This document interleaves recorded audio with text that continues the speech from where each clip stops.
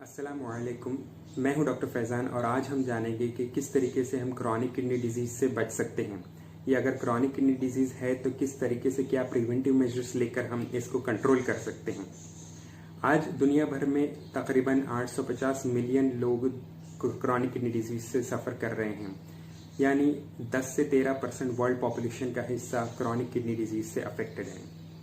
सबसे बड़ी प्रॉब्लम ये है कि लोगों में क्रॉनिक किडनी डिजीज़ के लिए अवेयरनेस बहुत ही कम है। National health and nutritional examination survey के मुताबिक सिर्फ 10% लोगों को ये जानकारी होती है कि वो किडनी डिजीज़ से सफ़र कर रहे हैं, और अगर ऐसे लोग जिन्हें पता भी होता है कि वो क्रॉनिक किडनी डिजीज़ से सफ़र कर रहे हैं तो ऐसे लोगों में से सिर्फ 20% लोग ही अप्रोप्रिएटली नेफ्रोलॉजिस्ट को रेफ़र किए जाते हैं। तो इसी अवेयरनेस को बढ़ाने के लिए दुनिया भर में हर साल मार्च के महीने में वर्ल्ड किडनी डे ऑब्जर्व किया जाता है। उसी तरह इस साल भी दुनिया भर में वर्ल्ड किडनी डे 12 मार्च को ऑब्जर्व किया गया, जिसका थीम था kidney health for everyone everywhere, from prevention to detection with equitable care. जिसका मकसद ये है कि हर किसी को, गरीब हो अमीर हो, किडनी डिजीज़ के बारे में इंफॉर्मेशन, अवेयरनेस, उसकी जांच, उसका ट्रीटमेंट आसानी से अवेलेबल हो। स्पेसिफिकली 2020 वर्ल्ड किडनी कैंपेन के ज़रिए ये कोशिश की जा रही है कि किडनी डिजीज़ के प्रिवेंटिव मेजर्स हर किसी को मालूम किए जाएं। तो आइए जानते हैं कि क्रॉनिक किडनी डिजीज़ के प्रिवेंटिव मेजर्स होते क्या हैं। हर डिजीज़ की तरह क्रॉनिक किडनी डिजीज़ के प्रिवेंटिव मेजर्स भी 4 तरीके के होते हैं: primordial, primary, secondary and tertiary. तो सबसे पहले जानते हैं कि प्राइमोर्डियल प्रिवेंशंस होते क्या हैं। क्रॉनिक किडनी डिजीज डेवलप होने के लिए कुछ रिस्क फैक्टर्स होते हैं, और अगर हम इन रिस्क फैक्टर्स को डेवलप होने से रोक दें तो मुमकिन है कि हम क्रॉनिक किडनी डिजीज को भी डेवलप होने से रोक सकते हैं। तो इसके लिए हमें जानना होगा कि क्रॉनिक किडनी डिजीज के रिस्क फैक्टर्स क्या होते हैं। इसके रिस्क फैक्टर्स में सबसे पहले और सबसे अहम है डायबिटीज।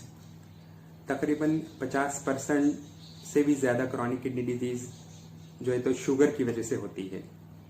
उसके बाद है ब्लड प्रेशर, ओबेसिटी यानी ज़्यादा वज़न, और फिर लो सोशल इकोनॉमिक स्टेटस जैसे भी कुछ रिस्क फैक्टर्स हैं जिनकी वजह से क्रॉनिक किडनी डिजीज़ का प्रीवैलेंस ज़्यादा है।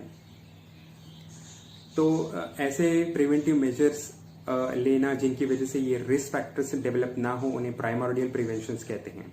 इनमें सबसे इम्पोर्टेंट आते हैं लाइफस्टाइल मॉडिफिकेशंस, यानी रेगुलर फिजिकल एक्सरसाइज करते रहना और हेल्दी डाइट लेना, जैसे कि लो सॉल्ट और लो ऑयल और वेजिटेबल्स, फ्रूट्स का ज़्यादा से ज़्यादा इस्तेमाल करना, पानी ज़्यादा से ज़्यादा पीना और स्मोकिंग जैसी एडिक्शन से दूर रहना। ये सब लाइफस्टाइल मॉडिफिकेशंस अगर हम फॉलो करते हैं तो मुमकिन है कि डायबिटीज़, ब्लड प्रेशर और ओबेसिटी जैसे रिस्क फैक्टर्स हमें डेवलप ही ना होंगे, और अगर ये रिस्क फैक्टर्स डेवलप ना हो तो पॉसिबल है कि क्रॉनिक किडनी डिजीज़ हमें कभी डेवलप ही ना हो। अब बात करते हैं प्राइमरी प्रिवेंशंस की। जब किसी शख्स में ये रिस्क फैक्टर्स यानी शुगर, ब्लड प्रेशर, ओबेसिटी जैसे रिस्क फैक्टर्स अगर ऑलरेडी मौजूद हों तो ऐसे शख्स में हमें कोशिश करनी चाहिए कि अब इसको किडनी डिजीज़ जो है तो डेवलप ना हो।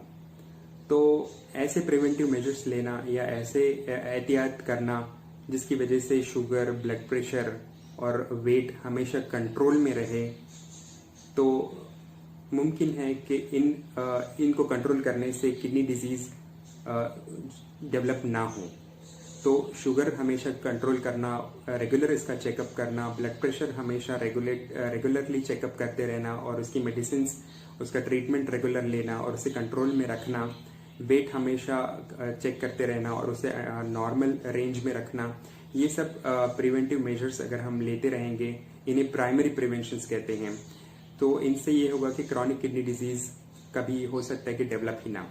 थर्ड यानी सेकेंडरी प्रिवेंशंस, यानी किसी शख्स में अगर किडनी डिजीज़ ऑलरेडी मौजूद हो लेकिन अर्ली स्टेजेस में हो, तो ऐसे प्रिवेंटिव मेजर्स लेना जिसकी वजह से ये किडनी डिजीज़ जो है तो अर्ली स्टेजेस में ही महदूद रहें और आगे की स्टेजेस में ना बढ़े, ऐसे प्रिवेंटिव मेजर्स को सेकेंडरी प्रिवेंटिव मेजर्स कहते हैं। तो अगर इनमें हम ये करते हैं कि किडनी इंजुरी के मार्कर्स यानी ब्लड सीरम क्रिएटिनिन और कंप्लीट यूरिन एग्जामिनेशन या यूरिन प्रोटीन का जांच करना।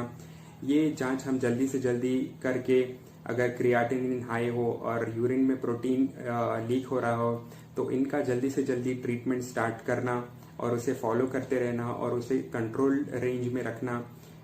ये अगर हम करते रहेंगे तो मुमकिन है कि ये क्रॉनिक किडनी डिजीज आपकी अर्ली स्टेजेस में ही कंट्रोल में रहेगी और कभी भी आगे की स्टेजेस में नहीं बढ़ेंगी। लास्ट है टर्शरी प्रिवेंशन, यानी किसी पेशेंट्स में अगर kidney disease already higher stages में प्रेजेंट हो तो हम ये कोशिश करते हैं कि इसका अच्छे से ट्रीटमेंट किया जाए और ताकि ये इन्हीं स्टेजेस में कंट्रोल में रहे।